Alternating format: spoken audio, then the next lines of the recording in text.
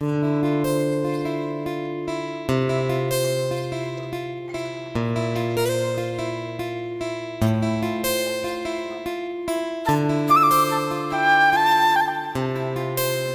Menu আমাদের ডিম আলু সিদ্ধ।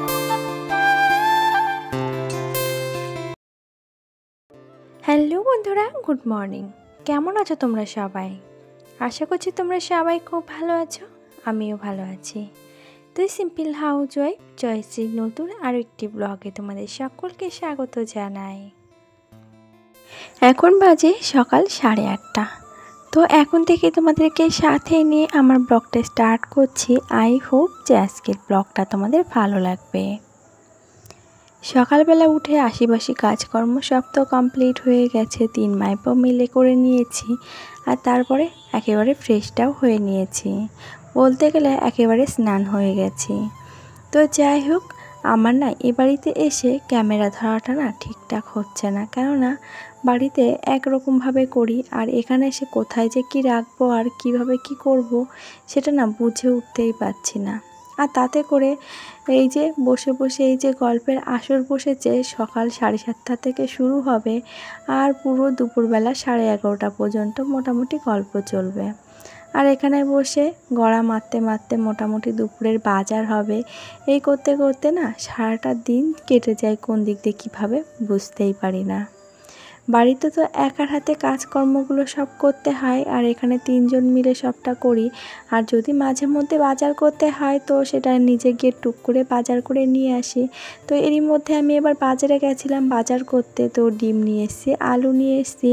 আর আজকে যেহেতু দশহরা, তো সেক্ষেত্রে একটু রান্নায় দেরি হবে, সেই জন্য ডিম আলুটা এনে রেখে দিয়েছি। তো ওদিকে আমাদের গ্রামে পুজো হয় একটা বাড়িতে, সে বাড়িতে যখন পুজোটা কমপ্লিট হয়ে যাবে তারপরে আবার রান্না বসাবো।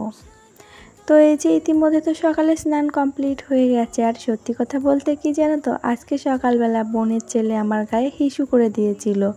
ও ঘুম থেকে উঠে দাঁড়িয়েছে আর আমি সেই সময় ফ্রেশ হয়ে মুখ ধুচ্ছি।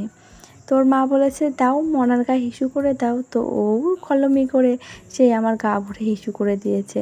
তো বোন বলছিল নাইটিটা পাল্টে নে, তো আমি দেখলাম যে না, টাইম কলে জল এসে গেছে, তো পাল্টে আর কেন নেব, একেবারে স্নানটাই করে ফেলি।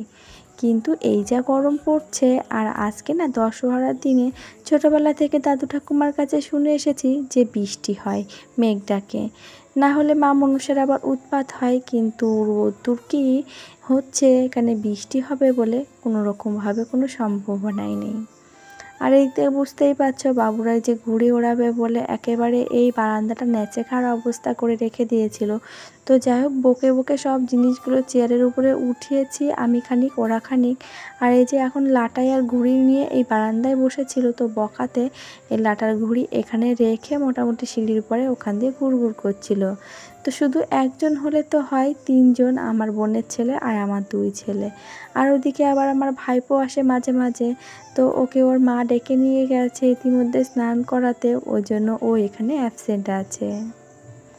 আর এই যে সেই ডিম আলুটা ইতিমধ্যে আবার এবার সিদ্ধ বসাবো, ভাতের মধ্যে দিলে হতো, কিন্তু ওই যে ভাতের মধ্যে ডিম দেওয়াটা কেমন একটা লাগে, তার জন্য কুকারে একেবারে আলু আর ডিম দিয়ে বসিয়ে দিলাম।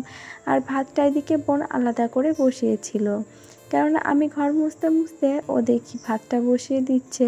আর ভালোই বেলা করে কিন্তু ঘর মুছতে গেছি, তখন প্রায় 12:30 মতন বাজে। আর এদিকে দেখো 3 বাবু মিলে বসে গেছে ডিমগুলোকে ভাজতে, তো আমার আর হাত দেওয়াই লাগলো না। আর এরকম যদি ছোটো ছোটো হেল্পিং হ্যান্ড থাকে তাহলে আর কি লাগে, এরকম যদি মাঝে সাঝে কাজ এগিয়ে দেয় অবসর টাইমে তাহলে কিন্তু খুবই ভালো হয়। দুপুরের মেনু আমাদের ডিম আলু সিদ্ধ। এই যে আমার বাবার ডিম আলু সিদ্ধ দিয়ে খাওয়া শুরু করতেছে।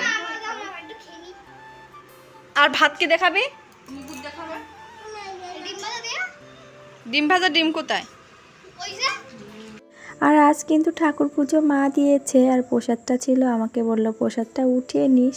আর আমাদের ঘরেতে কি হচ্ছে জানো তো, কারেন্টটা একবার আসছে আর যাচ্ছে। আর এই দুপুরবেলা এত গরমে মানে কারেন্ট একবার আসলে আর গেলে না একদমই ভালো লাগে না। তবে ওই যে আমরা গ্রামের মধ্যবিত্ত বাড়ির বউ এবং মধ্যবিত্ত বাড়ির মেয়ে, আমাদের সব রকম পরিস্থিতি কোণঠাসা করে দিলেও কিন্তু মানিয়েই নিতে হয়।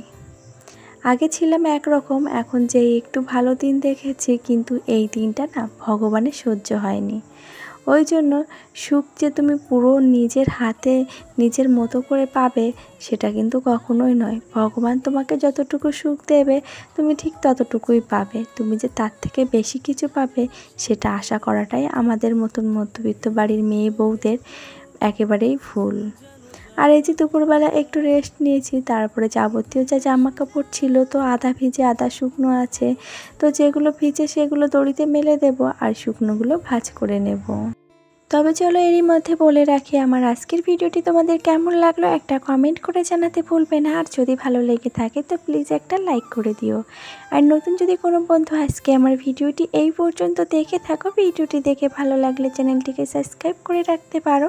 আর পুরনো বন্ধুরা যারা অলরেডি এই কাজটি করে রেখে দিয়েছো তাদেরকে জানাই অসংখ্য ধন্যবাদ আর অনেক ভালোবাসা। ইতিমধ্যে কিন্তু সন্ধ্যা হয়ে গেছে। সন্ধ্যাবেলা তোমার ঘর ঝাড় দিয়ে উঠোন ঝাড় দিয়ে সন্ধ্যা দিয়ে তার মধ্যে বোনটাও আবার বাড়িতে চলে গেল, তার জন্য একটু মনটা খারাপ লাগছে। আর এই দায়িত্বটা ছিল তারই।